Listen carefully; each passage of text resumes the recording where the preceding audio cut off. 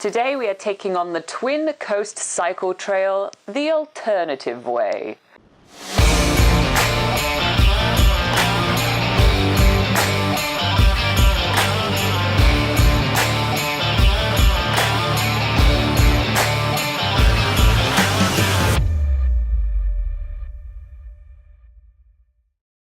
Since I broke my arm a few days ago, Laura is driving, but Laura hasn't been driving for so long, so... How do we put the lights on? Okay, twist forward. 1, 2. As you can see, Laura is a very confident driver. She's panicking when she tries to put the lights on. Reassuring. No way. Luckily for today's adventure, someone else is going to be driving. We're meeting up with Ray from Top Trail, which is going to take us to the Twin Coast Cycle Trail. So we just met with Ray from Top Trail, and you know, since my arm is out of duty today, we are not going to be biking the trail that we were supposed to be biking, but he really wanted to show us a couple of really sweet spots that the trail has, and that's what we're going to be doing today. We are going to be hiking the biking trail. The Twin Coast Cycle Trail is one of the most popular cycling trails in the whole of Northland, but because it's 87 kilometres long in total, and the fact that Robin only has one arm, we're not going to get that far on foot, so Ray is going to take us to the highlights on the Twin Coast Cycle Trail. The first section that Ray is showing us is between Kaikohe and Kaikohe, which is surrounded by lush native forest and packed with wildlife such as these amazing silver-eye birds.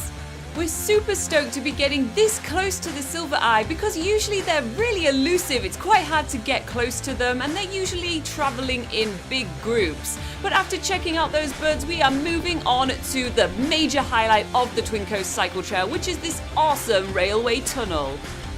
Ray tells us that this massive tunnel is one of the prime examples that this path right here used to be used as a massive railway across the Northland region.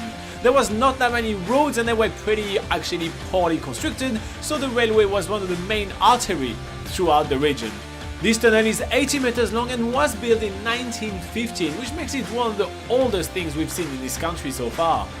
After checking out those couple of highlights, we are now making our way back toward the van because we're going to be driving to another section of the trail. As mentioned before, it's going to be pretty hard for me to bike the whole trail, so Ray wants to show us some of the main points along the way. And because there is a road actually kind of parallel to the cycle trail, it's pretty easy to access.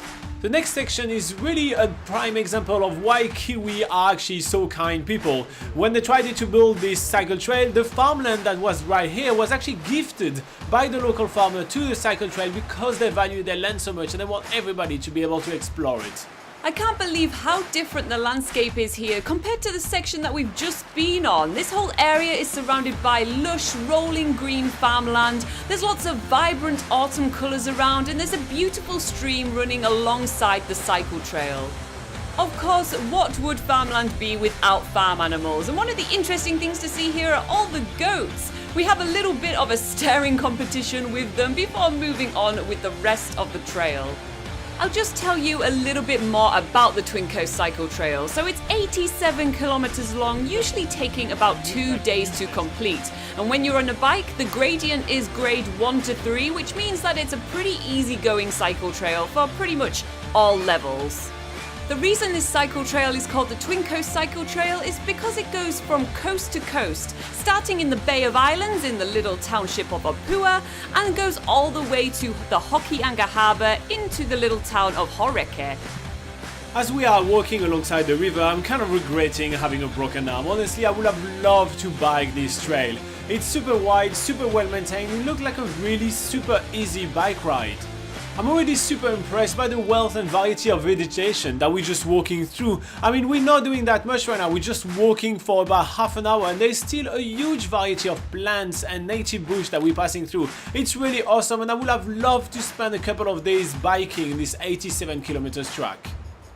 As per usual, on our way back, Laura takes a lot of time taking pictures. I mean, the lady is stuck to her camera for almost the entire time. It's incredible the amount of pictures that she can take just in one go.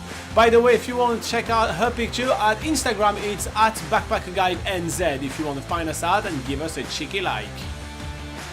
Well, I thought I would stop taking pictures of plants, but then I saw this moss. It's really cool. It's like hair, you said. Do I look pretty? You look so pretty.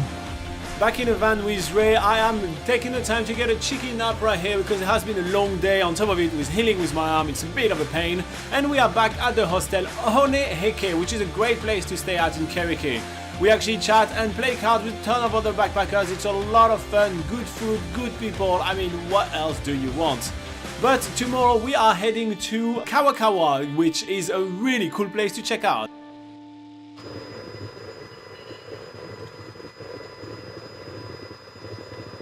Alright, so I know that lately we haven't had the most exciting features or the most epic stuff, but it's because we're still trying to figure out how to travel with broken arm.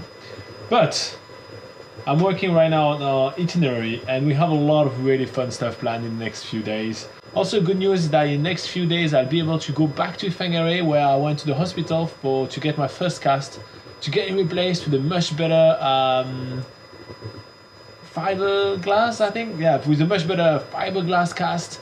That's going to be waterproof, so that's going to give you a bit more freedom. It's also going to be much smaller and much less fragile. Expect the adventure to go back full speed very soon. As I said, we're going to have some skydiving, we're going to have some scuba diving, we're going to swim with dolphins, we're going to go sandboarding. If you don't know what that is, you won't want to miss it. We have some horseback riding plans, we have some kayaking plans, we have some amazing islands discovering. There's a ton of things, so don't miss it. We actually have a superb last day that you won't want to miss. So bear with us. This does not mean that the adventure is over now.